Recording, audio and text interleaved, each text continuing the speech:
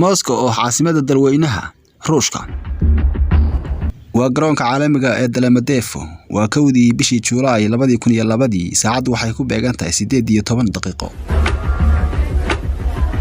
45 caruur oo iskuuley ayaa waxay sugayeen inay socdaalaan Barcelona midana waa natiijada imtixaanaadkooda iskuulka waxa ku dhex jira iyaga mid 12 jir oo lagu magacaabo Mohamadov isagoo aabihii ka waramaya waxa uu yiri waxaan u sheegay bilowga iskuulkiisa haddii uu kaalmaha sare ka galo kana mid noqdo ardayda ugu sarreysa inuu raaci doono groupkan u socdaalaya Barcelona maalmaha ka mid ayuu u yimi waxa uu tusay kaarka imtixaanaadkiisa isla mar ahaantaasina wuxuu u sheegay inuu ballanqaadkii oofiyay waa uu soo dhawaaday kor ayaa u fiiriyay indhihiisana waxa ka muuqatay su'aal ana waxaan ugu jawaabay waad fiican tahay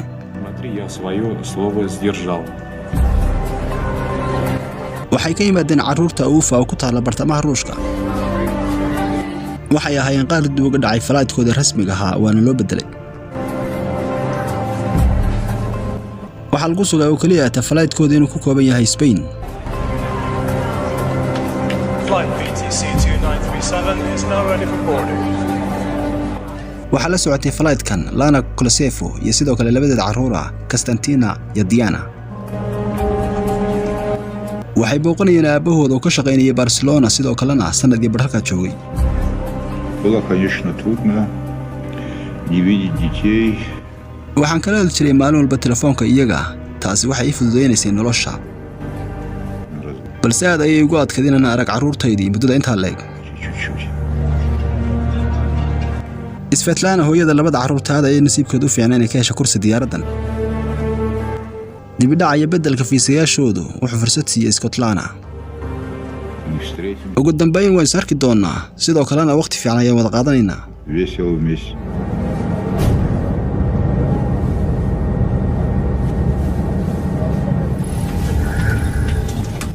shaqaalaha diyaaradda waxay u diyaar garoobayaan inay duulaan Дамы и господа, вас приветствует капитан корабля. Добро пожаловать на борт башкирских авиалиний.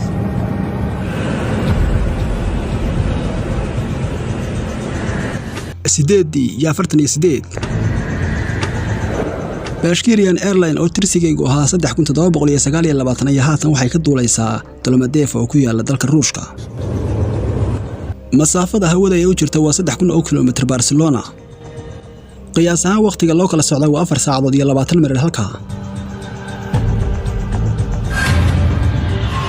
hagaha duulimaadada ee call centerku waa Switzerland Syracuse iyo magaalada lagu magacaabo saacadu haatan waxay garaacaysaa 12 habeenimo Peter Nelson waa 35 jir u dhashay Danishka sidoo kale habeenka ku qoraa air trafficada waxa mas'uul ka ah shiftiga habeenkii duulimaadada daanta bare ee dalka Switzerland iyo waqooyi galbeed Jarmalka waxa shaqada ku helinaysa qof kale oo dumar ah waa mid kamid ah wadooyinka ugu mashquulka badan la maalintii halkan ay isku idartaan diyaaraduhu balse habeenkii taa bedelkeeda hoos ayay u dhacaysaa tirada halkan maraysa diyaarada aad u tiro yar waqtigooduna kala duwan yahay qadar nus saaca ayuu baxay qofkii labaad maamulka hawada sare iyo raadarada dhammaan diyaaradaha iyo kala hagistooda waxa ka mas'uula Nelson Haatan diyaarad waliba waa inay si toos ah u hesho raadaalkay doonayso isla markaba diyaaradaha gooshaya ee dalka dul maraya waa uu ka jeesanaya waxaan u gudbayaa kuwa soo degaya waa mid mar kale ku laabtay kala hagitaanada duulimaadada caalamiga goorsheegtu marka garaacaysa 12 habeenimo maadaama oo aan haatan jirin wax loo kala oo soo degaya oo diyaaradii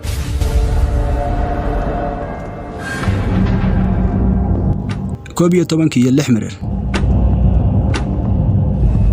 Svetlana Kalayev iyo caruurteedu ay weheliyaan rakaabka kuwaas oo saaraa Bashkirian Airline waxay haatan ka sareeyeen dalka Australia 38,000 oo feet oo hawada sare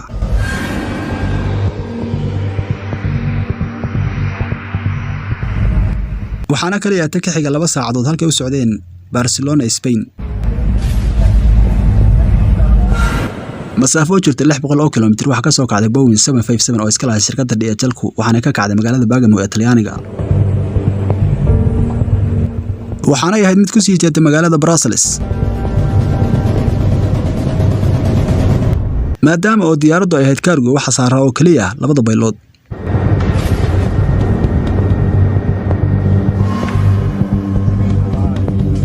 waxaa ku soo biiray Peter Nelson injineerada cilad bixiyayaasha.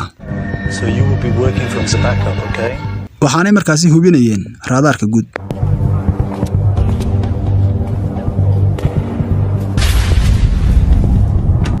koob iyo 20.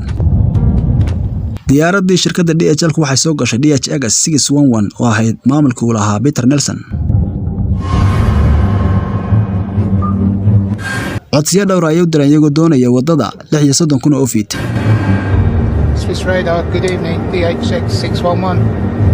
DHX 611 identified. Expect a further climb in 4 to 5 minutes.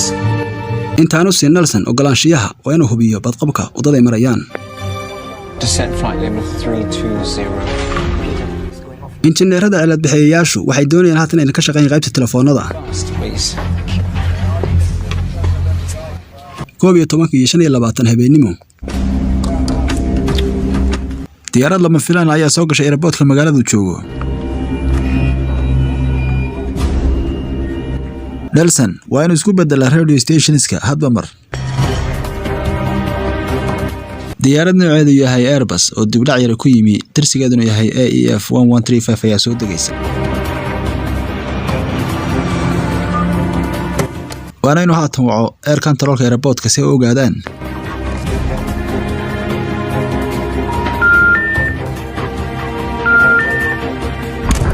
waxaanay noqotay mid aan macquul ahayn.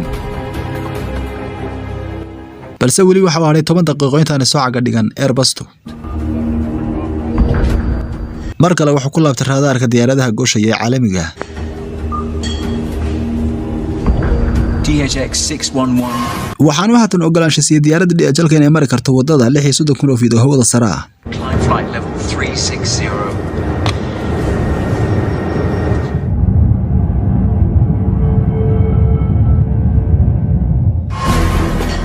airportka Frederick Harrison ayuu marka lagu wacayaa iyo diyaaradii Airbus ahayd.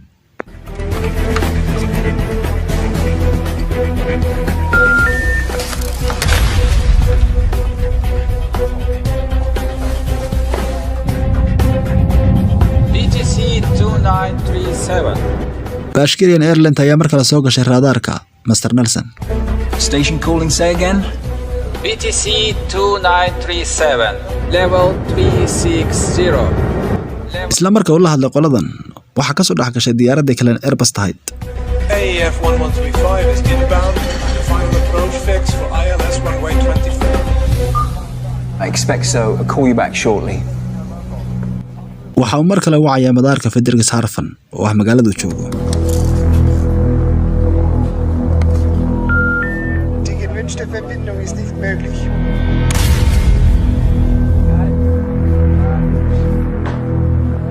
AEF 1135. waxa uu raadaarka si toos ah uga hadlay diyaaradii sidoo kale wuxuu ku amray inay airportka si toos ah ula xiriiraan. I lost my phone connection to Frederikshavn. Could you please call them on your second set? Affirm.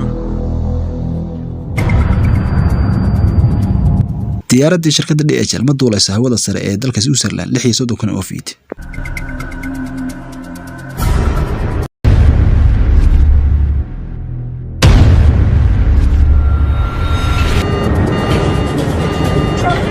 Traffic.